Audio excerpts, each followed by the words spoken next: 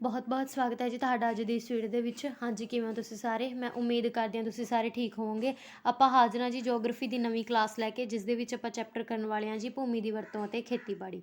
ਪਿਛਲੇ ਚੈਪਟਰ ਆਪਣੇ ਕਵਰ ਹੋ ਚੁੱਕੇ ਨੇ। ਜੇਕਰ ਤੁਸੀਂ ਪਿਛਲੀਆਂ ਕਲਾਸਿਸ ਨਹੀਂ ਦੇਖੀਆਂ ਹੈਗੀਆਂ ਤਾਂ ਤੁਹਾਨੂੰ ਡਿਸਕ੍ਰਿਪਸ਼ਨ ਬਾਕਸ ਦੇ ਵਿੱਚ ਮਿਲ ਜਾਏਗਾ, ਤੁਸੀਂ ਜ਼ਰੂਰ ਜਿਹੜੀਆਂ ਨੇ ਕਲਾਸਿਸ ਅਟੈਂਡ ਕਰ ਸਕਦੇ ਹੋ। ਤਾਂ ਆਓ ਸਟਾਰਟ ਕਰਦੇ ਹਾਂ ਜੀ ਅੱਜ ਦਾ ਚੈਪਟਰ ਭੂਮੀ ਦੀ ਵਰਤੋਂ ਅਤੇ ਖੇਤੀਬਾੜੀ।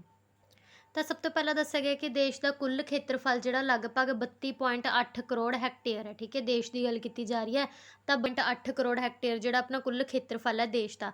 ਇਸ ਖੇਤਰਫਲ ਦੇ ਲਗਭਗ 92.7% ਭਾਗ ਦੇ ਜ਼ਮੀਨ ਸੰਬੰਧੀ ਅੰਕੜੇ ਮਿਲਦੇ ਹਨ।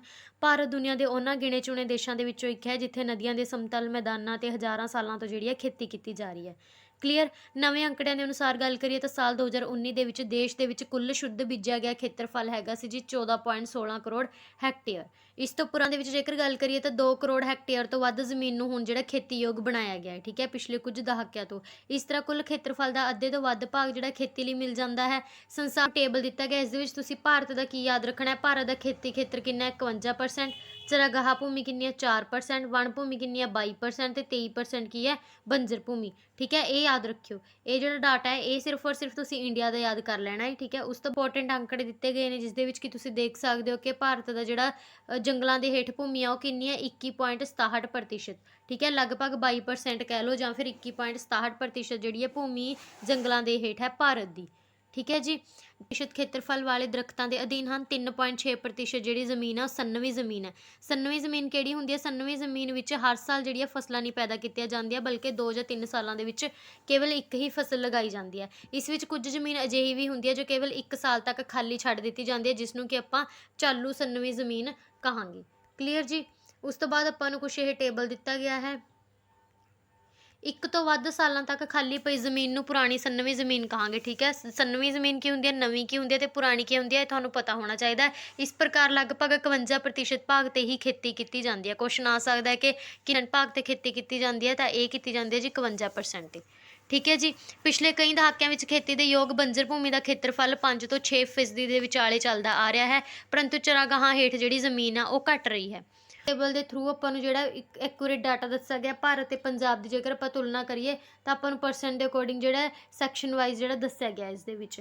ਦੇਸ਼ ਵਿੱਚ 21.67% ਜ਼ਮੀਨ ਜੰਗਲਾਂ ਹੇਠ ਹੈ, ਜੋ ਕਿ ਵਿਗਿਆਨਿਕ ਨਜ਼ਰ ਤੋਂ ਬਹੁਤ ਘੱਟ ਹੈ, ਕਿਉਂਕਿ ਪਿਛਲੇ ਚੈਪਟਰ ਦੇ ਵਿੱਚ ਆਪਾਂ ਨੇ ਪੜ੍ਹਿਆ ਸੀ ਕਿ ਘੱਟੋ ਘੱਟ 33% ਜਿਹੜੀ ਹੈ ਉਹ ਜ਼ਰੂਰ ਹੋਣੀ ਚਾਹੀਦੀ ਹੈ, ਲੇਕਿਨ ਹੈ ਕਿੰਨੀ ਹੈ? ਲਗਭਗ 22% ਹੈ।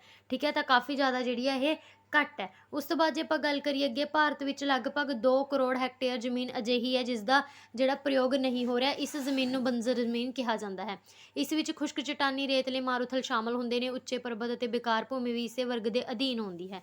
ਆਜ਼ਾਦੀ ਦੇ ਬਾਅਦ ਦੇਸ਼ ਵਿੱਚ ਬੰਜਰ ਭੂਮੀ ਦੀ ਖੇਤਰਫਲ ਦੇ ਵਿੱਚ ਬਹੁਤ ਘਾਟ ਆਈ ਹੈ। ਪਹਿਲਾਂ ਕੁਝ ਜ਼ਿਆਦਾ ਸੀ, ਲੇਕਿਨ ਹੁਣ ਜਿਹੜੀ ਹੈ ਉਹ ਘਟ ਚੁੱਕੀ ਹੈ। ਠੀਕ ਹੈ, ਸਾਡੇ ਆਪਣੇ ਪੰਜਾਬ ਰਾਜ ਵਿੱਚ ਗੱਲ ਕਰੀਏ ਤਾਂ 50.3 ਲੱਖ ਹੈਕਟੇਅਰ ਖੇਤਰਫਲ ਦੇ ਭੂਮੀ ਪ੍ਰਯੋਗ ਦੇ ਅੰਕੜੇ ਮਿਲਦੇ ਹਨ, ਜੋ ਕਿ ਰਾਜ ਦੇ ਕੁੱਲ ਖੇਤਰਫਲ ਦਾ 99.9% ਹਨ। ਇਸ ਤਰ੍ਹਾਂ ਜੇਕਰ ਕਿਹਾ ਜਾਵੇ ਤਾਂ ਕੇਵਲ 3000 ਹੈਕਟੇਅਰ ਖੇਤਰਫਲ ਨੂੰ ਛੱਡ ਕੇ ਸਾਰੇ ਪੰਜਾਬ ਦੇ ਭੂਮੀ ਸੰਬੰਧੀ ਜਿਹੜੇ ਨੇ ਅੰਕੜੇ ਮਿਲਦੇ ਹਨ। ਪੰਜਾਬ ਰਾਜ ਦੀ ਗੱਲ ਕਰੀਏ ਤਾਂ ਪੰਜਾਬ ਰਾਜ ਦੇ ਵਿੱਚ ਨਿਰੋਲ ਬੀਜਿਆ ਗਿਆ ਖੇਤਰ ਕਿੰਨਾ ਹੈ ਜੀ? 82% ਹੈ, ਜਦੋਂ ਕਿ ਸਮੁੱਚੇ ਭਾਰਤ ਦੇ ਵਿੱਚ ਇਹ ਮਾਤਰਾ ਕਿੰਨੀ ਹੈ? 47। ਜੇ ਪੁੱਛਿਆ ਜਾਵੇ ਨਿਰੋਲ ਬੀਜਿਆ ਗਿਆ ਖੇਤਰ ਕਿੰਨਾ, ਤਾਂ 47%, ਲੇਕਿਨ ਜੇਕਰ ਪੰਜਾਬ ਵਿੱਚ ਪੁੱਛਿਆ ਗਿਆ ਤਾਂ 82%। ਇਸ ਦੇ ਕੁੱਲ ਜੰਗਲੀ ਖੇਤਰ ਕੇਵਲ 3.67% ਹੀ ਹੈ, ਜਦਕਿ ਪੂਰੇ ਭਾਰਤ ਦੀ ਇਹ ਕਿੰਨੀ ਔਸਤ ਹੈ? 22.3। ਠੀਕ ਦੇਖਿਆ ਜਾਵੇ ਤਾਂ ਪੰਜਾਬ ਦੇ ਵਿੱਚ ਵੀ ਜੰਗਲੀ ਖੇਤਰ ਬਹੁਤ ਹੀ ਘੱਟ ਹੈ, ਕਿਉਂਕਿ ਇੱਥੇ 27% ਜਿਹੜੀ ਹੈ, ਕਿਉਂਕਿ ਇੱਥੇ 27% ਵੱਧ ਜ਼ਮੀਨ ਤੇ ਜੰਗਲੀ ਖੇਤਰ ਜਿਹੜਾ ਉਹ ਹੋਣਾ ਚਾਹੀਦਾ ਹੈ। ਵਣ ਖੇਤਰ ਬੰਜਰ ਭੂਮੀ ਦਾ ਕੁੱਲ ਖੇਤਰਫਲ।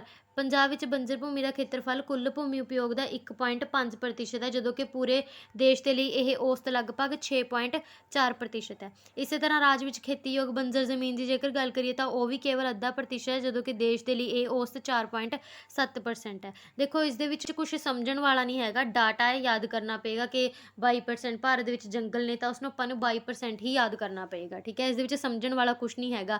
ਇਹ ਜਿਹੜਾ ਡਾਟਾ ਹੈ ਤੁਹਾਨੂੰ ਇਸ ਨੂੰ ਤੁਸੀਂ ਦਿਮਾਗ ਦੇ ਵਿੱਚ ਆਪਣਾ ਬਿਠਾ ਲਿਓ। ਠੀਕ ਹੈ, ਕਿਹੜੀ ਚੀਜ਼ ਕਿੰਨੀ ਆ ਉਹ ਤੁਹਾਨੂੰ ਜਿਹੜੀ ਹੈ ਉਹ ਪਤਾ ਹੋਣੀ ਚਾਹੀਦੀ ਹੈ। ਜਿਹੜੀ ਚੀਜ਼ ਸਮਝਾਉਣ ਦੀ ਆ ਉਹ ਤੁਹਾਨੂੰ ਜ਼ਰੂਰ ਸਮਝਾਈ ਜਾਏਗੀ। ਇਸ ਤੋਂ ਇਲਾਵਾ ਸਹੀ ਜ਼ਮੀਨ ਜਿਹੜੀ ਉਹ ਸੀਮਤ ਹੈ, ਨਾ ਘਟ ਸਕਦੀ ਹੈ ਨਾ ਵੱਧ ਸਕਦੀ ਹੈ। ਜ਼ਮੀਨ ਦੇ ਵੱਧਦੇ ਹੋਏ ਦਬਾਅ ਨੂੰ ਦੇਖਦੇ ਹੋਏ ਸਾਰੀ ਮਿਲਣ ਵਾਲੀ ਜ਼ਮੀਨ ਦੇ ਪ੍ਰਯੋਗ ਲਈ ਅਨੁਕੂਲ ਯੋਜਨਾਵਾਂ ਬਣਾਉਣੀਆਂ ਜਿਹੜੀਆਂ ਨੇ ਉਹ ਜ਼ਰੂਰੀ ਨੇ। ਜਿਵੇਂ ਤੁਹਾਨੂੰ ਪਤਾ ਹੈ ਕਿ ਪੰਜਾਬ ਦੇ ਵਿੱਚ ਵੀ ਜੰਗਲ ਘੱਟ ਨੇ ਤੇ ਭਾਰਤ ਦੇ ਵਿੱਚ ਵੀ ਨੇ। ਠੀਕ ਹੈ। ਉਸ ਤੋਂ ਬਾਅਦ ਜੇ ਖੇਤੀ ਵਿਕਾਸ ਦੀ ਗੱਲ ਕਰੀਏ ਤਾਂ ਖੇਤੀਬਾੜੀ ਦਾ ਭਾਰਤੀ ਆਰਥਿਕ ਪ੍ਰਣਾਲੀ ਵਿੱਚ ਬਹੁਤ ਮਹੱਤਵਪੂਰਨ ਸਥਾਨ ਹੈ, ਕਿਉਂਕਿ ਦੇਖੋ ਸਭ ਤੋਂ ਵੱਧ ਪੈਸਾ ਜੇਕਰ ਦੇਖਿਆ ਜਾਵੇ ਤਾਂ ਖੇਤੀਬਾੜੀ ਦੇ ਤੋਂ ਹੀ ਆਉਂਦਾ ਹੈ। ਖੇਤੀਬਾੜੀ ਖੇਤਰ ਤੋਂ ਦੇਸ਼ ਦੇ ਲਗਭਗ 2/3 ਮਜ਼ਦੂਰਾਂ ਨੂੰ ਰੁਜ਼ਗਾਰ ਮਿਲਦਾ ਹੈ। ਕਿੰਨੇ ਲੋਕਾਂ ਨੂੰ? 2/3, 2/3 ਮਜ਼ਦੂਰਾਂ ਨੂੰ ਜਿਹੜਾ ਹੈ ਰੁਜ਼ਗਾਰ ਮਿਲਦਾ ਹੈ। ਇਸ ਖੇਤਰ ਤੋਂ ਕੁੱਲ ਰਾਸ਼ਟਰੀ ਆਮਦਨ ਦਾ ਲਗਭਗ 19.9% ਹਿੱਸਾ ਪ੍ਰਾਪਤ ਹੁੰਦਾ ਹੈ। ਵੈਰੀ ਵੈਰੀ ਇੰਪੋਰਟੈਂਟ ਕੁਐਸਚਨ ਆ ਸਕਦਾ, ਇੱਕ ਕੁਐਸਚਨ ਆਇਆ ਵੀ ਸੀ ਪਹਿਲਾਂ ਇਸ ਦੇ ਰਿਲੇਟਡ ਕਿ ਖੇਤੀਬਾੜੀ ਤੋਂ ਕੁੱਲ ਰਾਸ਼ਟਰੀ ਆਮਦਨ ਦਾ ਕਿੰਨਾ ਹਿੱਸਾ ਪ੍ਰਾਪਤ ਹੁੰਦਾ ਹੈ, ਤਾਂ ਉਹ ਹੁੰਦਾ ਜੀ 19.9%। ਠੀਕ ਹੈ। ਇਸ ਖੇਤੀਬਾੜੀ ਤੋਂ ਅਨੇਕਾਂ ਉਤਪਾਦਿਤ ਵਸਤਾਂ ਸਾਡੇ ਕਾਰਖਾਨਿਆਂ ਵਿੱਚ ਕੱਚੇ ਮਾਲ ਦੇ ਤੌਰ ਤੇ ਵਰਤੀਆਂ ਜਾਂਦੀਆਂ ਨੇ। ਠੀਕ ਹੈ। ਇੰਪੋਰਟੈਂਟ ਪੁਆਇੰਟ ਹੈ ਕਿ ਰਸਾਇਣਿਕ ਖਾਦਾਂ ਦੀ ਵਰਤੋਂ ਦੇ ਵਿੱਚ ਭਾਰਤ ਦਾ ਕਿੰਨਵਾਂ ਸਥਾਨ ਹੈ, ਤਾਂ ਉਹ ਹੈਗਾ ਜੀ ਚੌਥਾ ਸਥਾਨ। ਪਹਿਲਾ ਹੈਗਾ ਅਮਰੀਕਾ ਦਾ, ਤੁਸੀਂ ਇੱਥੇ ਦੇਖ ਸਕਦੇ ਹੋ। ਰਸਾਇਣਿਕ ਖਾਦਾਂ ਦੀ ਵਰਤੋਂ ਦੇ ਵਿੱਚ ਵੀ ਭਾਰਤ ਦਾ ਜਿਹੜਾ ਚੌਥਾ ਸਥਾਨ ਹੈ। ਸਾਡੇ ਦੇਸ਼ ਵਿੱਚ ਦਾਲਾਂ ਹੇਠ ਰਕਬਾ ਸੰਸਾਰ ਵਿੱਚ ਸਭ ਤੋਂ ਵੱਧ ਹੈ। ਕੁਐਸਚਨ ਆ ਸਕਦਾ ਕਿ ਦਾਲਾਂ, ਜੇਕਰ ਆਪਾਂ ਦਾਲਾਂ ਦੇ ਅਕੋਰਡਿੰਗ ਗੱਲ ਕਰੀਏ ਕਿ ਦਾਲਾਂ ਸਭ ਤੋਂ ਵੱਧ ਕਿਹੜੇ ਦੇਸ਼ ਵਿੱਚ ਨੇ, ਤਾਂ ਉਹ ਹੈਗੀਆਂ ਨੇ ਜੀ ਭਾਰਤ ਦੇ ਵਿੱਚ। ਠੀਕ ਹੈ। ਭਾਰਤ ਦਾ ਪਹਿਲਾ ਸਥਾਨ ਹੈ। ਜੇ ਗੱਲ ਕਰੀਏ ਰਸਾਇਣਿਕ ਖਾਦਾਂ ਦੀ ਵਰਤੋਂ ਦੇ ਅਨੁਸਾਰ ਤਾਂ ਭਾਰਤ ਚੌਥੇ ਸਥਾਨ 'ਤੇ ਹੈ। ਠੀਕ ਹੈ। ਕਪਾਹ ਦੇ ਉਤਪਾਦਨ ਦੇ ਵਿੱਚ ਜੇ ਗੱਲ ਕਰੀਏ ਤਾਂ ਵੀ ਭਾਰਤ ਜਿਹੜਾ ਪਹਿਲੇ ਸਥਾਨ 'ਤੇ ਹੈ, ਜਿੱਥੇ ਵਧੀਆ ਕਿਸਮ ਦੀ ਕਪਾਹ ਪੈਦਾ ਕਰਨ ਦੇ ਲਈ ਯਤਨ ਕੀਤੇ ਜਾਂਦੇ ਨੇ। ਦੇਸ਼ ਨੇ ਝੀਂਗਾ ਮੱਛੀ ਦਾ ਬੀਜ ਤਿਆਰ ਕਰਨ ਅਤੇ ਕੀਟ ਪਾਲਣ ਤਕਨੀਕੀ ਵਿਕਾਸ ਵਿੱਚ ਵੀ ਮਹੱਤਵਪੂਰਨ ਸਫਲਤਾਵਾਂ ਜਿਹੜੀਆਂ ਨੇ ਉਹ ਹਾਸਲ ਕੀਤੀਆਂ ਨੇ। ਠੀਕ ਹੈ ਜੀ। ਉਸ ਤੋਂ ਬਾਅਦ ਦੱਸਿਆ ਗਿਆ ਸਮੱਸਿਆਵਾਂ ਕਿ ਭਾਰਤੀ ਖੇਤੀ ਜੀ ਕਰਨ ਦੇ ਵਿੱਚ ਕੀ ਕੀ ਸਮੱਸਿਆਵਾਂ ਹੁੰਦੀਆਂ ਨੇ। ਦੇਸ਼ ਦੇ ਕੁੱਲ ਕਾਮਿਆਂ ਦਾ 65% ਹਿੱਸਾ ਅਤੇ ਉਹਨਾਂ ਦੇ ਪਰਿਵਾਰ, ਇਹ ਦੇਖ ਸਕਦੇ ਹੋ ਤੁਸੀਂ। ਇਹ ਕੁਐਸਚਨ ਆਇਆ ਹੋਇਆ ਹੈ ਕਿ ਭਾਰਤ ਦੇ ਵਿੱਚ ਜਿਹੜੇ ਖੇਤੀਬਾੜੀ 'ਤੇ ਕਿੰਨੇ ਲੋਕ ਨਿਰਭਰ ਕਰ ਰਹੇ ਨੇ, ਤਾਂ ਲਗਭਗ 65% ਲੋਕ ਜਿਹੜੇ ਨੇ ਨਿਰਭਰ ਕਰਦੇ ਨੇ। ਦੂਜੇ ਪਾਸੇ ਇੰਨਾ ਵੱਡਾ ਜਨ ਸਮੂਹ ਦੇਸ਼ ਦੀ ਕੁੱਲ ਆਮਦਨ ਦਾ 1% ਹਿੱਸਾ ਹੀ ਪ੍ਰਾਪਤ ਕਰ ਸਕਿਆ ਹੈ। ਠੀਕ ਹੈ। ਉਸ ਤੋਂ ਬਾਅਦ ਹੈ ਕਿ ਇਸ ਦੇ ਵਿੱਚ ਦੂਜਾ ਕਾਰਨ ਇਹ ਵੀ ਹੈ ਕਿ ਜਨਸੰਖਿਆ ਦੀ ਘਣਤਾ ਲਗਭਗ 264 ਵਿਅਕਤੀ ਪ੍ਰਤੀ ਵਰਗ ਕਿਲੋਮੀਟਰ ਹੈ, ਜੋ ਕਿ ਆਪਣੇ ਆਪ ਦੇ ਵਿੱਚ ਵੀ ਬਹੁਤ ਜ਼ਿਆਦਾ ਹੈ। ਪਰੰਤੂ ਖੇਤੀ ਘਣਤਾ ਇਸ ਤੋਂ ਲਗਭਗ ਦੁੱਗਣੀ ਹੈ। ਜਨਸੰਖਿਆ ਦਬਾਅ ਦੇ ਕਾਰਨ ਹੀ ਅਣਉਪਜਾਊ ਜ਼ਮੀਨ ਨੂੰ ਖੇਤਾਂ ਵਿੱਚ ਜਿਹੜਾ ਹੈ ਉਹ ਬਦਲਿਆ ਜਾ ਚੁੱਕਿਆ ਹੈ। ਠੀਕ ਹੈ। ਇਸ ਨਾਲ ਮਿੱਟੀਆਂ ਦੇ ਕਟਾਅ, ਹੜ੍ਹ, ਸੋਕਾ ਆਦਿ ਤਰ੍ਹਾਂ ਦੀਆਂ ਸਮੱਸਿਆਵਾਂ ਦੇਖਣ ਨੂੰ ਮਿਲਦੀਆਂ ਨੇ। ਖੇਤੀਯੋਗ ਜ਼ਮੀਨ ਦਾ ਪ੍ਰਤੀ ਵਿਅਕਤੀ ਔਸਤ ਘਟ ਕੇ ਲਗਭਗ 1/4 ਹੈਕਟੇਅਰ ਰਹਿ ਗਿਆ ਹੈ। ਸੰਨ 2026 ਦੇ ਵਿੱਚ ਜਦੋਂ ਸਾਡੇ ਦੇਸ਼ ਦੀ ਜਨਸੰਖਿਆ ਦੇ ਦੁੱਗਣਾ ਹੋਣ ਦਾ ਜਿਹੜਾ ਹੈ ਉਹ ਖਤਰਾ ਹੈ। ਇਹ ਭਾਰਤ ਨੂੰ ਖੇਤੀਬਾੜੀ ਦੇ ਵਿੱਚ ਕਾਫੀ ਤਰ੍ਹਾਂ ਦੀ ਦਿੱਕਤ ਦੇਖਣ ਨੂੰ ਮਿਲਦੀ ਹੈ। ਠੀਕ ਹੈ। ਸਿੰਜਾਈ ਦੇ ਪ੍ਰੋਪਰ ਸਾਧਨ ਨਹੀਂ ਹੁੰਦੇ, ਦਵਾਈਆਂ, ਰਸਾਇਣਿਕ ਖਾਦ ਜਿਹੜੇ ਮਹਿੰਗੇ ਨੇ ਉਹ ਬਾਜ਼ਾਰ ਤੋਂ ਖਰੀਦਣੇ ਪੈਂਦੇ ਨੇ।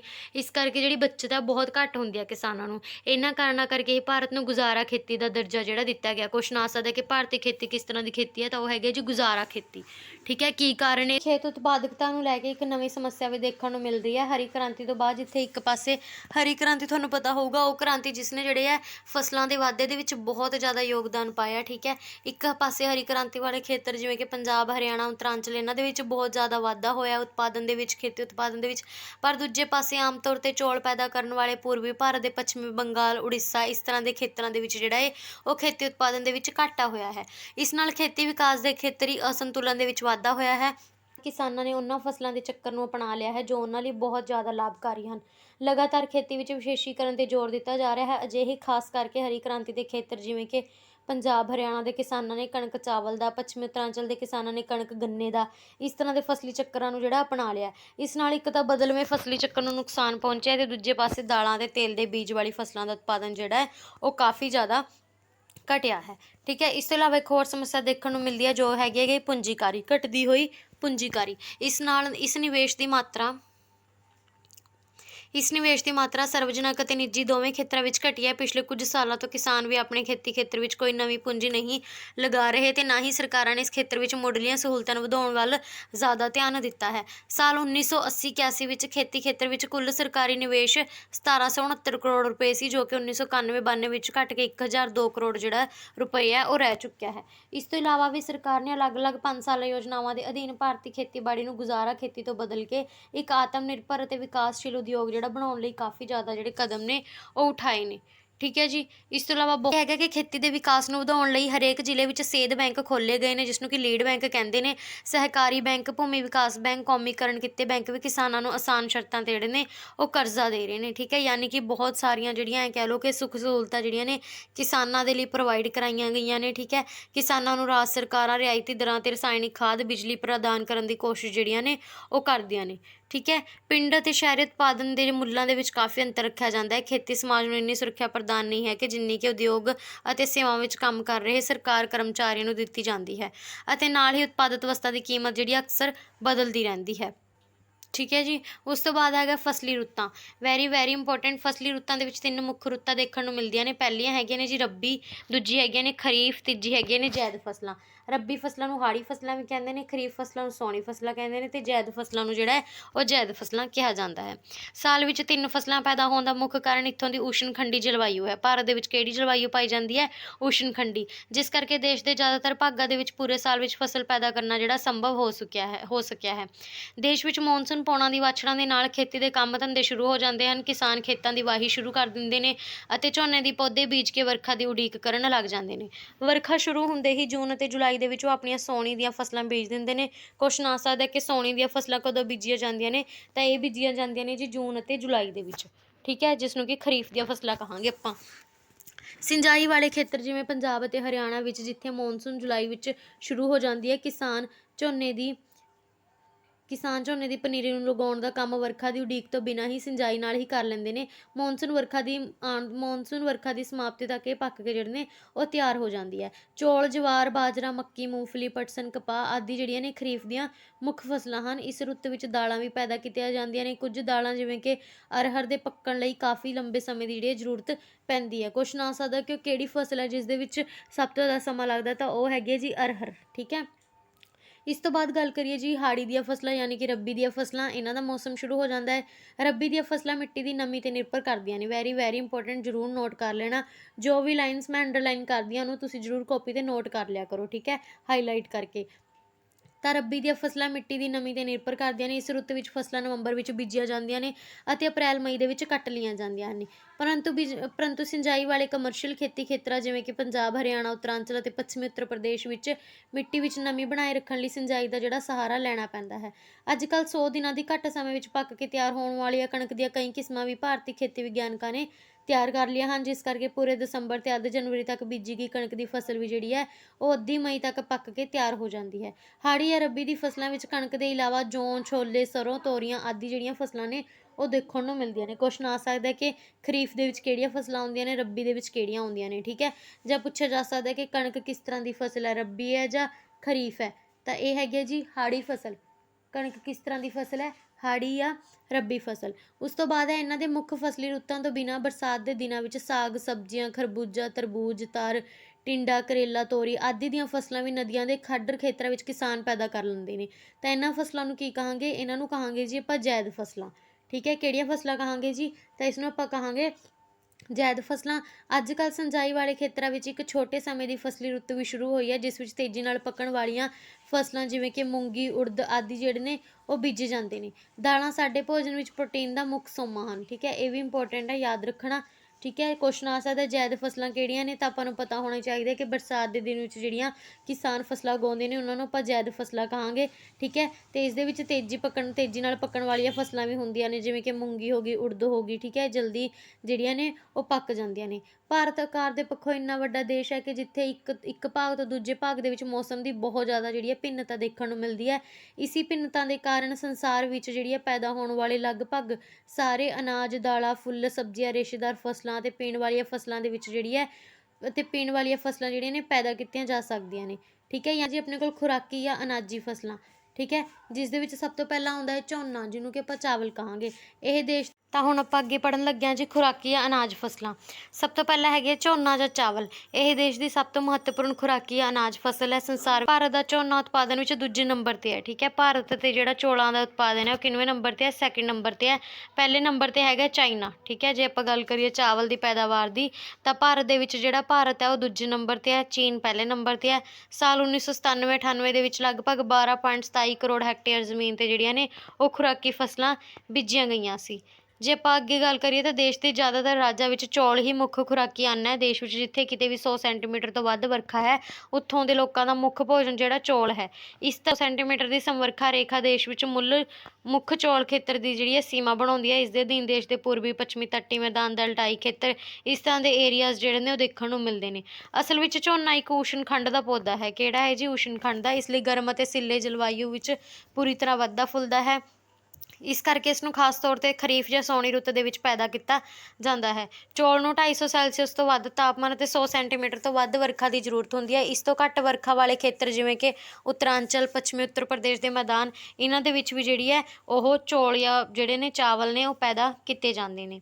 ਦੇਸ਼ ਵਿੱਚ ਹੇਠਲਾ ਰਕਬਾ ਲਗਭਗ ਜਿਹੜਾ ਵੱਧਦਾ ਜਾ ਰਿਹਾ। ਜੇਕਰ ਗੱਲ ਕਰੀਏ ਸਨ 2020-21 ਦੀ ਤਾਂ 35 ਕੁਇੰਟਲ ਪ੍ਰਤੀ ਹੈਕਟੇਅਰ ਇਸਦਾ ਝਾੜ ਜਿਹੜਾ ਉਹ ਹੋ ਚੁੱਕਿਆ ਹੈ। ਝੋਨੇ ਦਾ ਸਭ ਤੋਂ ਵੱਧ ਉਤਪਾਦਨ ਪੱਛਮੀ ਬੰਗਾਲ ਰਾਜ ਵਿੱਚ ਹੁੰਦਾ ਹੈ। ਵੈਰੀ ਇੰਪੋਰਟੈਂਟ, ਠੀਕ ਹੈ ਜੀ। ਉਸ ਤੋਂ ਬਾਅਦ ਝੋਨੇ ਦਾ ਜੇਕਰ ਝਾੜ ਦੇਖੀਏ ਤਾਂ ਭਾਰਤ ਵਿੱਚ ਸਭ ਤੋਂ ਵੱਧ ਹੈ। ਕੁਛ ਆ ਸਕਦਾ ਕਿ ਕਿਹੜਾ ਰਾਜ ਹੈ ਜਿਸ ਦੇ ਵਿੱਚ ਝੋਨੇ ਦਾ ਝਾੜ ਜਿਹੜਾ ਭਾਰਤ ਦੇ ਵਿੱਚ ਸਭ ਤੋਂ ਵੱਧ ਹੈ, ਤਾਂ ਉਹ ਹੈਗਾ ਜੀ ਪੰਜਾਬ ਰਾਜ, ਠੀਕ ਹੈ। ਪੰਜਾਬ ਰਾਜ ਜਿਹੜਾ ਇਹ ਸਭ ਤੋਂ ਵੱਧ ਹੈ।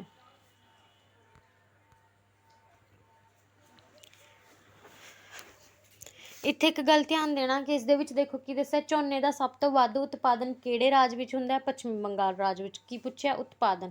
ਜੇਕਰ ਪੰਜਾਬ ਦੀ ਗੱਲ ਕੀਤੀ ਜਾਵੇ ਤਾਂ ਪੰਜਾਬ ਵਿੱਚ ਝੋਨੇ ਦਾ ਝਾੜ ਭਾਰਤ ਦੇ ਵਿੱਚ ਸਭ ਤੋਂ ਵੱਧ ਹੈ, ਠੀਕ ਹੈ, ਜਿਹੜਾ ਕਿ ਲਗਭਗ 3132 ਵਰਗ ਕਿਲੋਮੀਟਰ ਹੈ। ਜੇਕਰ ਉਤਪਾਦਨ ਦੇ ਅਕੋਰਡਿੰਗ ਪੁੱਛਿਆ ਜਾਵੇ ਤਾਂ ਆਪਾਂ ਕਹਾਂਗੇ ਪੱਛਮੀ ਬੰਗਾਲ, ਲੇਕਿਨ ਜੇਕਰ ਝਾੜ ਦੇ ਅਕੋਰਡਿੰਗ ਪੁੱਛਿਆ ਜਾਵੇ ਤਾਂ ਉਹ ਹੈਗਾ ਜੀ ਪੰਜਾਬ। ਇਹਨਾਂ ਤੋਂ ਇਲਾਵਾ ਮੱਧ ਪ੍ਰਦੇਸ਼, ਅਸਾਮ ਦੇ ਵਿੱਚ ਵੀ ਜਿਹੜੀਆਂ ਚੌਲ ਨੇ ਉਹ ਦੇਖਣ ਨੂੰ ਮਿਲਦੇ ਨੇ। ਪੱਛਮੀ ਬੰਗਾਲ ਵਿੱਚ ਚੌਲਾਂ ਦੀਆਂ 3 ਫਸਲਾਂ ਜੋ ਕਿ ਅਮਨ, ਬੋਰੋ ਅਤੇ ਓਸ ਦੇ ਨਾਮ ਨਾਲ ਜਾਣੀਆਂ ਜਾਂਦੀਆਂ ਨੇ ਉਹ ਪੈਦਾ ਕੀਤੀਆਂ ਜਾਂਦੀਆਂ ਨੇ। ਕਿੱਥੇ? ਪੱਛਮੀ ਬੰਗਾਲ ਦੇ ਵਿੱਚ। ਕਿਹੜੀਆਂ? ਅਮਨ, ਬੋਰੋ ਅਤੇ ਓਸ। ਇਸ ਤਰ੍ਹਾਂ ਦੀ 3 ਜਿਹੜੀਆਂ ਫਸਲਾਂ ਨੇ ਚੌਲਾਂ ਦੀਆਂ ਉਹ ਉਗਾਈਆਂ ਜਾਂਦੀਆਂ ਨੇ। ਪੰਜਾਬ ਅਤੇ ਹਰਿਆਣੇ ਦੇ ਵਿੱਚ ਜਲਵਾਯੂ ਜਿਹੜਾ ਖੁਸ਼ਕ ਹੈ, ਜਿਹਦੇ ਕਰਕੇ ਜਿਹੜੇ ਖੁਸ਼ਕ ਹੈ ਪਰੰਤੂ ਮਿਲਣ ਵਾਲੇ ਸਿੰਜਾਈ ਦੇ ਸਾਧਨਾਂ ਦੇ ਜ਼ੋਰ 'ਤੇ ਚੌਲ ਦੀ ਖੇਤੀ ਜਿਹੜੀ ਹੈ ਕਮਰਸ਼ੀਅਲ ਆਧਾਰ 'ਤੇ ਕੀਤੀ ਜਾਂਦੀ ਹੈ। ਇਹਨਾਂ ਰਾਜਾਂ ਵਿੱਚ ਚੌਲ ਕਿਉਂਕਿ ਵਿੱਚ ਲੋਕਾਂ ਦੇ ਭੋਜਨ ਦਾ ਮੁੱਖ ਆਧਾਰ ਨਹੀਂ ਹੈ, ਪਰ ਇੱਥੇ ਬਾਸਮਤੀ ਕਿਸਮ ਦਾ ਵਧੀਆ ਵੰਨਗੀ ਦਾ ਚਾਵਲ ਪੈਦਾ ਕਰਕੇ ਨਾ ਕੇਵਲ ਦੇਸ਼ ਦੇ ਹੋਰ ਭਾਗਾਂ ਨੂੰ ਬਲਕਿ ਵਿਦੇਸ਼ਾਂ ਦੇ ਵਿੱਚ ਵੀ ਜਿਹੜਾ ਇਸ ਨੂੰ ਨਿਰਯਾਤ ਕੀਤਾ ਜਾਂਦਾ ਹੈ, ਠੀਕ ਹੈ, ਜਿਹੜੇ ਫੋਰਨ ਕੰਟਰੀਜ਼ ਦੇ ਵਿੱਚ ਵੀ ਭੇਜਿਆ ਜਾਂਦਾ ਹੈ। ਦੇਸ਼ ਦੇ ਉੱਤਰੀ ਪਹਾੜੀ ਭਾਗਾਂ ਦੇ ਵਿੱਚ ਵੀ ਪੌੜੀਨੁਮਾ ਖੇਤਰ ਬਣਾ ਕੇ ਚਾਵਲਾਂ ਦੀ ਖੇਤੀ ਕਸ਼ਮੀਰ ਤੋਂ ਲੈ ਕੇ ਅਸਾਮ ਤੱਕ ਕੀਤੀ ਜਾਂਦੀ ਹੈ। ਝੋਨੇ ਦੀ ਖੇਤੀ ਵਿੱਚ ਵੱਧ ਝਾੜ ਦੇਣ ਵਾਲੀਆਂ ਉੱਨਤ ਕਿਸਮਾਂ, ਖਾਦ ਦੇ ਚੰਗੇ ਤਕਨੀਕੀ ਗਿਆਨ ਦੁਆਰਾ ਦੇਸ਼ ਦੇ ਝੋਨੇ ਦੇ ਉਤਪਾਦਨ ਦੇ ਵਿੱਚ ਕਾਫੀ ਵਾਧਾ ਜਿਹੜਾ ਉਹ ਹੋਇਆ ਹੈ। ਭਾਰਤੀ ਝੋਨਾ ਸੰਸਾਰ ਦੇ ਬਾਜ਼ਾਰ ਦੇ ਵਿੱਚ ਕਾਫੀ ਜ਼ਿਆਦਾ ਲੋਕਾਂ ਨੂੰ ਜਿਹੜਾ ਪਸੰਦ ਆ ਰਿਹਾ ਹੈ। ਉਸ ਤੋਂ ਬਾਅਦ ਜੇ ਆਪਾਂ ਸੈਕਿੰਡ ਗੱਲ ਕਰੀਏ ਖੁਰਾਕੀ ਫਸਲ ਦੀ ਤਾਂ ਉਹ ਹੈਗਾ ਜੀ ਕਣਕ। ਕਣਕ ਦੇਸ਼ ਦੀ ਦੂਜੀ ਮਹੱਤਵਪੂਰਨ ਖੁਰਾਕ ਫਸਲ ਹੈ, ਠੀਕ ਹੈ। ਪਹਿਲੀ ਕਿਹੜੀ ਸੀ? ਚਾਵਲ। ਕਣਕ ਉਤਪਾਦਨ ਦੇ ਵਿੱਚ ਗੱਲ ਕਰੀਏ ਤਾਂ ਭਾਰਤ ਸੰਸਾਰ ਭਰ ਵਿੱਚ 5ਵੇਂ ਨੰਬਰ 'ਤੇ ਹੈ। ਇਹ ਸੰਸਾਰ ਦੀ ਕਣਕ ਦੀ ਕੁੱਲ ਪੈਦਾਵਾਰ ਦਾ 9% ਹਿੱਸਾ ਪੈਦਾ ਕਰਦਾ ਹੈ। ਕੌਣ? ਭਾਰਤ, ਠੀਕ ਹੈ। ਪੂਰੇ ਵਰਲਡ ਦਾ ਲਗਭਗ 9% ਜਿਹੜੀ ਕਣਕ ਹੈ ਉਹ ਭਾਰਤ ਪੈਦਾ ਕਰਦਾ ਹੈ। ਕਣਕ ਦੇ ਉਤਪਾਦਨ ਵਿੱਚ ਹੋਏ ਬੇਹੱਦ ਵਾਧੇ ਦੇ ਕਾਰਨ ਹੀ ਕਈ ਲੋਕ ਇਸ ਨੂੰ ਹਰੀ ਕ੍ਰਾਂਤੀ ਨੂੰ ਕਈ ਵਾਰੀ ਕਣਕ ਕ੍ਰਾਂਤੀ ਦਾ ਦਰਜਾ ਵੀ ਦਿੰਦੇ ਹਨ। ਪੰਜਾਬ ਵਿੱਚ ਸਾਲ 2019-20 ਦੀ ਗੱਲ ਕਰੀਏ ਤਾਂ ਉਸ ਸਮੇਂ ਕਣਕ ਦਾ ਕੁੱਲ ਲਗਭਗ ਉਤਪਾਦਨ ਜੇ ਗੱਲ ਕਰੀਏ 17,600 16,000 ਮੀਟ੍ਰਿਕ ਜਿਹੜਾ ਟਨ ਹੈ ਉਹ ਰਿਹਾ ਹੈ। ਕਣਕ ਅਤੇ ਚੌਲਾਂ ਦੇ ਮੁੱਖ ਉਤਪਾਦਨ ਖੇਤਰਾਂ ਦੇ ਵਿੱਚ ਕਾਫੀ ਭਿੰਨਤਾ ਦੇਖਣ ਨੂੰ ਮਿਲਦੀ ਹੈ। ਇੱਕ ਪਾਸੇ ਝੋਨੇ ਦੇ ਮੁੱਖ ਉਤਪਾਦਨ ਖੇਤਰ ਪੂਰਬੀ ਅਤੇ ਦੱਖਣੀ ਭਾਰਤ ਦੇ ਤਟਵਰਤੀ ਮੈਦਾਨ ਹਨ। ਉੱਥੇ ਕਣਕ ਦਾ ਮੁੱਖ ਉਤਪਾਦਨ ਖੇਤਰ ਉੱਤਰ ਅਤੇ ਉੱਤਰ ਪੱਛਮੀ ਭਾਰਤ ਹੈ। ਇੱਥੇ ਪੰਜਾਬ, ਹਰਿਆਣਾ, ਉੱਤਰਾਂਚਲ, ਪੱਛਮੀ ਉੱਤਰ ਪ੍ਰਦੇਸ਼, ਰਾਜਸਥਾਨ ਦੇ ਪੰਜਾਬ ਅਤੇ ਹਰਿਆਣੇ ਦੇ ਨਾਲ ਲੱਗਣ ਵਾਲੇ ਜ਼ਿਲ੍ਹੇ ਅਤੇ ਮੱਧ ਪ੍ਰਦੇਸ਼ ਆਦਿ ਕਣਕ ਉਤਪਾਦਨ ਦੇ ਮੁੱਖ ਖੇਤਰ ਹਨ। ਇਸ ਤੋਂ ਇਲਾਵਾ ਬਿਹਾਰ, ਗੁਜਰਾਤ ਅਤੇ ਮਹਾਰਾਸ਼ਟਰ ਦੇ ਕੁਝ ਖੇਤਰਾਂ ਦੇ ਵਿੱਚ ਕਣਕ ਦਾ ਉਤਪਾਦਨ ਜਿਹੜਾ ਹੈ ਉਹ ਕੀਤਾ ਜਾਂਦਾ ਹੈ। ਦੇਸ਼ ਵਿੱਚ ਕਣਕ ਦਾ ਸਭ ਤੋਂ ਵੱਡਾ ਜੇਕਰ ਗੱਲ ਕਰੀਏ ਉਤਪਾਦਕ ਰਾਜ ਤਾਂ ਉਹ ਹੈਗਾ ਜੀ ਅਣਵੰਡਿਆ ਉੱਤਰ ਪ੍ਰਦੇਸ਼, ਠੀਕ ਹੈ। ਕਣਕ ਦਾ ਸਭ ਤੋਂ ਵੱਧ ਜਿਹੜਾ ਇਹ ਸਭ ਤੋਂ ਵੱਡਾ ਰਾਜ ਜੇਕਰ ਗੱਲ ਕਰੀਏ ਉਤਪਾਦਨ ਦੇ ਤੌਰ 'ਤੇ ਤਾਂ ਉਹ ਹੈਗਾ ਜੀ ਉੱਤਰ ਪ੍ਰਦੇਸ਼, ਠੀਕ ਹੈ। ਇਸ ਰਾਜ ਤੋਂ ਬਾਅਦ ਦੂਜੇ ਤੇ ਤੀਜੇ ਸਥਾਨ 'ਤੇ ਪੰਜਾਬ ਅਤੇ ਹਰਿਆਣਾ ਦੇਖਣ ਨੂੰ ਮਿਲਦਾ ਹੈ। ਫਿਰ ਉਸ ਤੋਂ ਬਾਅਦ ਮੱਧ ਪ੍ਰਦੇਸ਼, ਰਾਜਸਥਾਨ ਦੇ ਜਿਹੜੀ ਹੈ ਏਰੀਆ ਦੀ ਗੱਲ ਆਉਂਦੀ ਹੈ। ਇਹ 6 ਰਾਜ ਮਿਲ ਕੇ ਦੇਸ਼ ਦੇ ਕੁੱਲ ਕਣਕ ਦਾ ਲਗਭਗ 94% ਹਿੱਸਾ ਜਿਹੜੇ ਨੇ ਉਹ ਪੈਦਾ ਕਰਦੇ ਨੇ, ਠੀਕ ਹੈ ਜੀ। ਪੰਜਾਬ ਉਤਪਾਦਨ ਦੇ ਪੱਖੋਂ ਭਾਵੇਂ ਦੂਜੇ ਸਥਾਨ 'ਤੇ ਆਉਂਦਾ ਹੈ, ਪਰ ਕਣਕ ਦਾ ਪ੍ਰਤੀ ਹੈਕਟੇਅਰ ਝਾੜ ਅਤੇ ਕੇਂਦਰੀ ਭੰਡਾਰ ਨੂੰ ਕਣਕ ਦੇਣ ਦਾ ਇਸ ਰਾਜ ਦਾ ਸਭ ਤੋਂ ਪਹਿਲਾ ਸਥਾਨ ਹੈ, ਠੀਕ ਹੈ। ਬੀਜਣ ਦੇ ਸਮੇਂ ਠੰਡੀ ਅਤੇ ਸਿੱਲੀ ਅਤੇ ਪੱਕਦੇ ਸਮੇਂ ਗਰਮ ਅਤੇ ਖੁਸ਼ਕ ਜਲਵਾਯੂ ਹੋਣੀ ਚਾਹੀਦੀ ਹੈ। ਵੈਰੀ ਇੰਪੋਰਟੈਂਟ ਪਤਾ ਹੋਣਾ ਚਾਹੀਦਾ ਹੈ ਕਿਹੜੇ ਜਲਵਾਯੂ ਦੇ ਵਿੱਚ ਕਿਹੜੀ ਫਸਲ ਕਿਸ ਤਰ੍ਹਾਂ ਜਿਹੜੀ ਹੈ ਉਹ ਪੱਕਦੀ ਹੈ।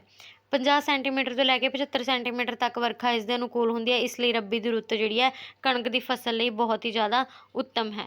ਸਰਦੀ ਦੀ ਰੁੱਤ ਵਿੱਚ ਵਰਖਾ ਅਤੇ ਨਿਸ਼ਚਿਤ ਸਿੰਜਾਈ ਦੀਆਂ ਸਹੂਲਤਾਂ ਨਾਲ ਇਸ ਦੀ ਭਰਪੂਰ ਫਸਲ ਜਿਹੜੀ ਹੈ ਉਹ ਹੁੰਦੀ ਹੈ।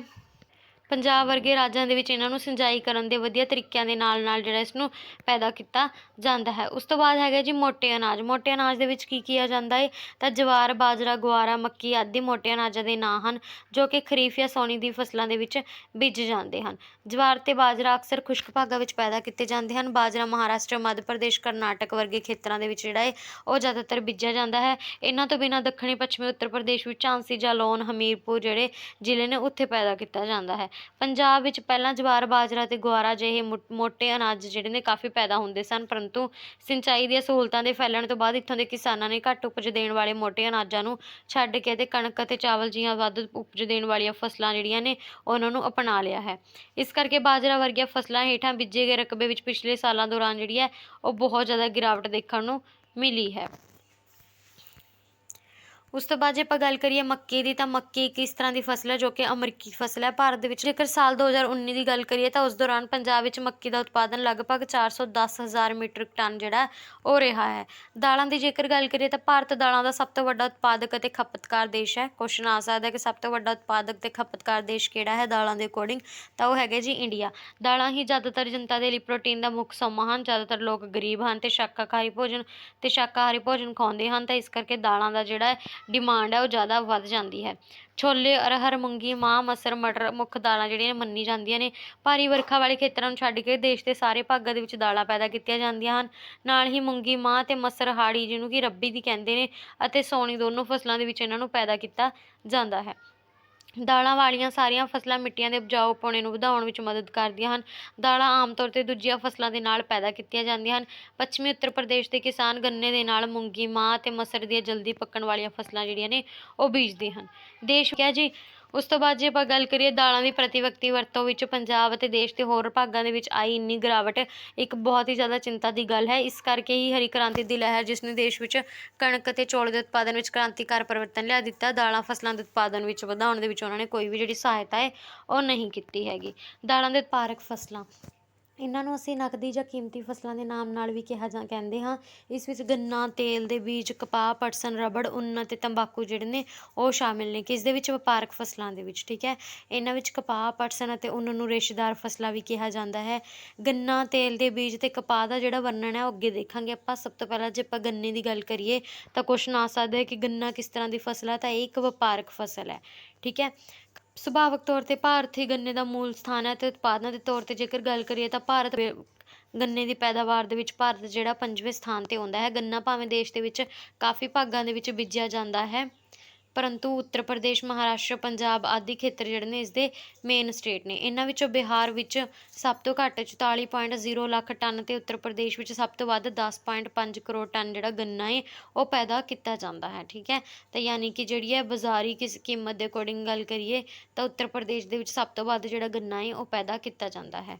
ਪੰਜਾਬ ਸਰਕਾਰ ਦੁਆਰਾ ਇਸ ਦੇ ਵਿੱਚ ਜਿਹੜੀ ਹੈ ਗੰਨੇ ਦੀ ਫਸਲ ਦੇ ਲਈ ਵਧੀਆ ਜਲ ਨਿਕਾਸ ਵਾਲੀ ਉਪਜਾਊ ਮਿੱਟੀ ਬਹੁਤ ਜ਼ਰੂਰੀ ਹੈ। ਇਸ ਦੇ ਲਈ ਭਾਰੀ ਮਾਤਰਾ ਦੇ ਵਿੱਚ ਰਸਾਇਣਿਕ ਖਾਦ ਤੇ ਉਪਜਾਊ ਕੱਚੀ ਖਾਦ ਜਿਹੜੀ ਹੈ ਜ਼ਰੂਰ ਹੋਣੀ ਚਾਹੀਦੀ ਹੈ। ਗਰਮ ਅਤੇ ਸਿੱਲੀ ਜਲਵਾਯੂ ਇਸ ਦੇ ਭਾਰੀ ਝਾੜ ਲਈ ਅਨੁਕੂਲ ਹੈ। ਇਹ ਲਗਭਗ 100 ਸੈਂਟੀਮੀਟਰ ਵਰਖਾ ਵਾਲੇ ਖੇਤਰਾਂ ਦੇ ਵਿੱਚ ਬਹੁਤ ਚੰਗੀ ਤਰ੍ਹਾਂ ਜਿਹੜਾ ਹੈ ਉਹ ਵਾਧਾ ਫੁੱਲਦਾ ਹੈ।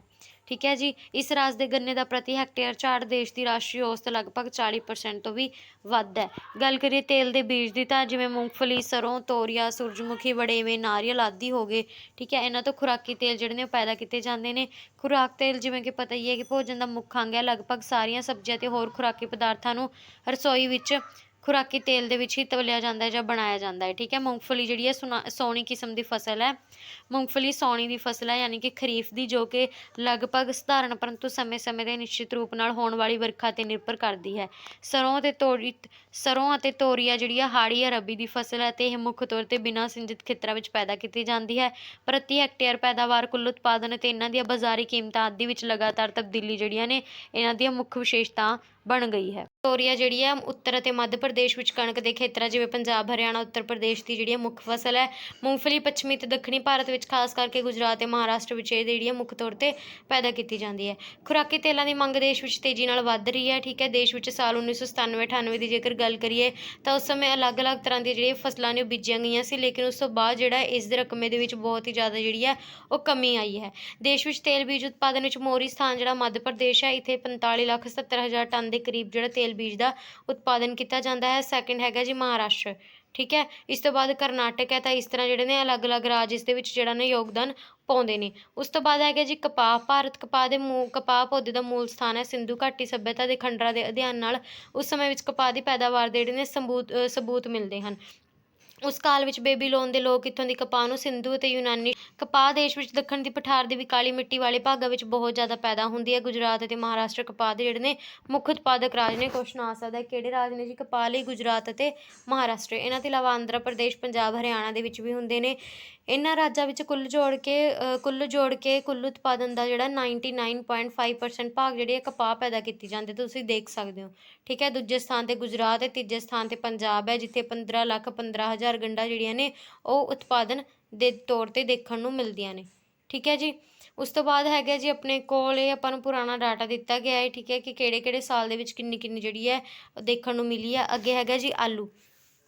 ਆਲੂ ਦੀ ਗੱਲ ਕਰੀਏ ਤਾਂ 16ਵੀਂ ਸਦੀ ਵਿੱਚ ਪੁਰਤਗਾਲੀ ਆਲੂ ਨੂੰ ਭਾਰਤ ਵਿੱਚ ਲਿਆਏ ਸਨ। ਅੱਜ ਕੱਲ੍ਹ ਇੱਕ ਘਰੇਲੂ ਸਬਜ਼ੀ ਹੈ। ਜਿਹੜਾ ਉੱਤਰ ਪ੍ਰਦੇਸ਼, ਪੱਛਮੀ ਬੰਗਾਲ, ਬਿਹਾਰ ਅਤੇ ਪੰਜਾਬ ਇਸ ਦੇ ਮੁੱਖ ਉਤਪਾਦਕ ਰਾਜ ਹਨ। ਦੇਸ਼ ਵਿੱਚ ਕੁੱਲ 10,80,000 ਹੈਕਟੇਅਰ ਜ਼ਮੀਨ 'ਤੇ 1.80 ਕਰੋੜ ਟਨ ਤੋਂ ਵੱਧ ਜਿਹੜਾ ਆਲੂ ਪੈਦਾ ਕੀਤਾ ਜਾਂਦਾ ਹੈ, ਠੀਕ ਹੈ। ਸਾਡੇ ਦੇਸ਼ ਵਿੱਚ ਹਿਮਾਚਲ ਪ੍ਰਦੇਸ਼ ਦੀ ਲਾਹੌਲ ਅਤੇ ਸਪੀਤੀ ਘਾਟੀ ਵਿੱਚ ਆਲੂ ਦਾ ਬਹੁਤ ਵਧੀਆ ਬੀਜ ਪੈਦਾ ਹੁੰਦਾ ਹੈ, ਜੋ ਕਿ ਬਿਮਾਰੀ ਰਹਿਤ ਮੰਨਿਆ ਗਿਆ ਹੈ। ਪਿਛਲੇ ਸਾਲਾਂ ਦੌਰਾਨ ਪੰਜਾਬ ਦੇ ਕਿਸਾਨਾਂ ਨੇ ਵੀ ਆਲੂ ਪੈਦਾ ਕਰਨ ਦੇ ਵਿੱਚ ਕਾਫੀ ਜ਼ਿਆਦਾ ਰੁਚੀ ਜਿਹੜੀ ਹੈ ਦਿਖਾਈ ਹੈ। ਪੰਜਾਬ ਵਿੱਚ ਜਲੰਧਰ, ਹੁਸ਼ਿਆਰਪੁਰ, ਪਟਿਆਲਾ, ਲੁਧਿਆਣਾ ਇਹਨਾਂ ਜ਼ਿਲ੍ਹਿਆਂ ਵਿੱਚ ਸਭ ਤੋਂ ਵੱਧ ਮਾਤਰਾ ਦੇ ਵਿੱਚ ਆਲੂ ਜਿਹੜਾ ਦੇਖਣ ਨੂੰ ਮਿਲਦਾ ਹੈਗਾ ਏ ਜੀ। ਪਸ਼ੂ ਪਾਲਣ 'ਤੇ ਭਾਰਤ ਵਿੱਚ ਖੇਤ ਕਿਸਾਨ ਉਸਦੇ ਪਸ਼ੂਆਂ ਨੂੰ ਮਿਲਾ ਕੇ ਇੱਕ ਖੇਤੀ ਪ੍ਰਣਾਲੀ ਬਣਦੀ ਹੈ। ਸੱਚ ਵਿੱਚ ਪਸ਼ੂ ਪਾਲਣ ਛੋਟੇ ਕਿਸਾਨਾਂ ਅਤੇ ਕਾਮਿਆਂ ਦੇ ਲਈ ਬਹੁਤ ਲਾਭਕਾਰੀ ਜਿਹੜੇ ਨੇ ਉਹ ਸਿੱਧ ਹੋਏ ਹਨ। 1988 ਦੇ ਰਾਸ਼ਟਰੀ ਸੈਂਪਲ ਸਰਵੇਖਣ ਦੇ ਅੰਕੜਿਆਂ ਅਨੁਸਾਰ ਪਸ਼ੂ ਪਾਲਣ ਖੇਤਰ ਵਿੱਚ ਰੁਜ਼ਗਾਰ ਵਾਧਾ ਦਰ 1972 ਤੋਂ 88 ਤੱਕ 4.15% ਰਹੀ, ਜਦੋਂ ਕਿ ਸਾਰੇ ਖੇਤੀ ਖੇਤਰ ਦੀ ਰੁਜ਼ਗਾਰ ਵਾਧਾ ਦਰ ਕੇਵਲ 1.1% ਜਿਹੜੀ ਹੈ ਉਹ ਰਹੀ ਹੈ। ਪਿਛਲੇ ਸਾਲਾਂ ਵਿੱਚ ਦੁੱਧ ਦੇਣ ਵਾਲੇ ਪਸ਼ੂਆਂ ਦਾ ਭਾਰ ਵਧਦੀ ਹੋਈ ਦੁੱਧ ਖੇਤੀ ਦੀ ਉੱਨਤੀ ਦਾ ਜਿਹੜਾ ਸੂਚਕ ਹੈ। ਪੰਜਾਬ, ਹਰਿਆਣਾ ਤੇ ਰਾਜਸਥਾਨ ਵਿੱਚ ਦੁੱਧ ਖੇਤੀ ਵਿੱਚ ਯਾਨੀ ਕਿ ਡੇਅਰੀ ਫਾਰਮਿੰਗ ਦੇ ਵਿੱਚ ਵਿਸ਼ੇਸ਼ ਜਿਹੜਾ ਨਾਂ ਗਿਣਿਆ ਜਾਂਦਾ ਹੈ, ਠੀਕ ਹੈ। ਉਸ ਤੋਂ ਬਾਅਦ ਹੈਗਾ ਜੀ ਪਾਲਤੂ ਪਸ਼ੂਆਂ ਵਿੱਚ ਲਗਭਗ 1/4 ਜਾਂ 24% ਜਿਹੜੀਆਂ ਨੇ ਉਹ ਬਲਦ ਅਤੇ 3/4 ਜਿਹੜੇ ਨੇ 76% ਗਊਆਂ ਜਿਹੜੀਆਂ ਨੇ ਉਹ ਦੇਖਣ ਨੂੰ ਮਿਲਦੀਆਂ ਨੇ। ਦੇਸ਼ ਵਿੱਚ ਸਭ ਤੋਂ ਵੱਧ ਪਸ਼ੂ ਧਨ ਕਿਸ ਕੋਲ ਹੈ? ਤਾਂ ਇਹ ਹੈਗਾ ਜੀ ਉੱਤਰ ਪ੍ਰਦੇਸ਼ ਰਾਜ ਕੋਲ, ਠੀਕ ਹੈ। ਲਗਭਗ 611 ਕਰੋੜ। ਵੈਰੀ ਇੰਪੋਰਟੈਂਟ ਹੈ, ਕੁਐਸਚਨ ਆ ਸਕਦਾ ਹੈ। ਇਸ ਤੋਂ ਬਾਅਦ ਪੱਛਮੀ ਬੰਗਾਲ, ਮੱਧ ਪ੍ਰਦੇਸ਼, ਬਿਹਾਰ, ਰਾਜਸਥਾਨ ਇਹ ਵਾਲੇ ਜਿਹੜੇ ਇਲਾਕੇ ਨੇ ਉਹ ਦੇਖਣ ਨੂੰ ਮਿਲਦੇ ਨੇ। ਜਨਸੰਖਿਆ ਦੇ ਹਿਸਾਬ ਨਾਲ ਇਸ ਦਾ ਜਿਹੜਾ ਸਥਾਨ ਹੈ ਉਹ 14ਵਾਂ ਹੈਗਾ ਹੈ ਜੀ। ਇਹਨਾਂ 7 ਰਾਜਾਂ ਵਿੱਚ ਕੁੱਲ ਮਿਲਾ ਕੇ ਪੂਰੇ ਦੇਸ਼ ਦੇ 68.3% ਯਾਨੀ ਕਿ 2/3 ਤੋਂ ਵੀ ਵੱਧ ਪਸ਼ੂ ਜਿਹੜੇ ਨੇ ਉਹ ਦੇਖਣ ਨੂੰ ਮਿਲਦੇ ਨੇ। ਸਾਲ 2019-20 ਦੇ ਵਿੱਚ ਪਸ਼ੂਆਂ ਦੀ ਸੰਖਿਆ ਲਗਭਗ 53.58 ਕਰੋੜ ਜਿਹੜੀ ਹੈ ਉਹ ਹੈਗੀ ਸੀ। ਬਾਗਬਾਨੀ ਦੀ ਜੇਕਰ ਗੱਲ ਕਰੀਏ ਤਾਂ ਭਾਰਤ ਦਾ ਫਲਾਂ ਅਤੇ ਸਬਜ਼ੀਆਂ ਦੇ ਉਤਪਾਦਨ ਵਿੱਚ ਸੰਸਾਰ ਵਿੱਚ ਦੂਜਾ ਸਥਾਨ ਹੈ। ਸਭ ਤੋਂ ਪਹਿਲੇ ਸਥਾਨ 'ਤੇ ਹੈਗਾ ਬ੍ਰਾਜ਼ੀਲ, ਠੀਕ ਹੈ। ਬ੍ਰਾਜ਼ੀਲ ਅਤੇ ਚਾਈਨਾ ਜਿਹੜੇ ਨੇ ਦੋਵੇਂ ਸੰਸਾਰ ਦੇ ਸਭ ਤੋਂ ਵੱਡੇ ਫਲ ਅਤੇ ਸਬਜ਼ੀਆਂ ਉਤਪਾਦਕ ਦੇਸ਼ ਹਨ। ਭਾਰਤ ਜਿਹੜਾ ਸੈਕਿੰਡ ਨੰਬਰ 'ਤੇ ਆਉਂਦਾ ਹੈ ਫਲਾਂ ਅਤੇ ਸਬਜ਼ੀਆਂ ਦੇ ਉਤਪਾਦਨ ਦੇ ਵਿੱਚ। ਸਾਡੇ ਦੇਸ਼ ਵਿੱਚ ਫਲਾਂ ਦਾ ਉਤਪਾਦਨ ਬਹੁਤ ਜ਼ਿਆਦਾ ਹੁੰਦਾ ਹੈ, ਠੀਕ ਹੈ। 19-20 ਦੇ ਵਿੱਚ ਜੇਕਰ ਗੱਲ ਕਰੀਏ ਤਾਂ 32 ਕਰੋੜ ਟਨ ਤੋਂ ਵੀ ਜਿਹੜਾ ਹੈ ਵੱਧ ਰਿਹਾ ਹੈ। ਸਾਡੇ ਦੇਸ਼ ਵਿੱਚ ਭਿੰਨ ਪ੍ਰਕਾਰ ਦੀਆਂ ਖੇਤੀ ਜਲਵਾਯੂ ਅਵਸਥਾਵਾਂ ਪ੍ਰਾਪਤ ਹਨ। ਇਸ ਕਰਕੇ ਭਿੰਨ ਪ੍ਰਕਾਰ ਦੀ ਬਾਗਬਾਨੀ ਫਸਲਾਂ ਜਿਵੇਂ ਫਲ, ਸਬਜ਼ੀਆਂ, ਫੁੱਲ, ਮਸਾਲੇ ਆਦਿ ਜਿਹੜੀਆਂ ਨੇ ਉਹ ਉਗਾਈਆਂ ਜਾਂਦੀਆਂ ਨੇ। ਉੱਚ ਪਹਾੜੀ ਭਾਗਾਂ 'ਤੇ ਚਾਹ ਅਤੇ ਕਾਫਾ ਉਗਾਉਣ ਤੋਂ ਲੈ ਕੇ ਸਮੁੰਦਰ ਤੱਟ ਦੇ ਭਾਗਾਂ ਤੱਕ ਜਿਹੜਾ ਇਹ ਨਾਰੀਅਲ ਆਦਿ ਦੇ ਦਰੱਖਤ ਭਾਰਤ ਵਿੱਚ ਉਗਾਏ ਜਾਂਦੇ ਹਨ। ਇਸ ਤੋਂ ਪਤਾ ਲੱਗਦਾ ਹੈ ਕਿ ਦੇਸ਼ ਵਿੱਚ ਭਿੰਨ ਪ੍ਰਕਾਰ ਦੀ ਬਾਗਬਾਨੀ ਖੇਤਰਾਂ ਦੀਆਂ ਜਿਹੜੀਆਂ ਨੇ ਉਹ ਭਾਵਨਾਵਾਂ ਹੈਗੀਆਂ ਨੇ। ਅੰਬ, ਨਾਰੀਅਲ ਅਤੇ ਕਾਜੂ ਉਤਪਾਦਨ ਵਿੱਚ ਸੰਸਾਰ ਜਿਹੜਾ ਪਹਿਲੇ ਸਥਾਨ 'ਤੇ ਹੈ।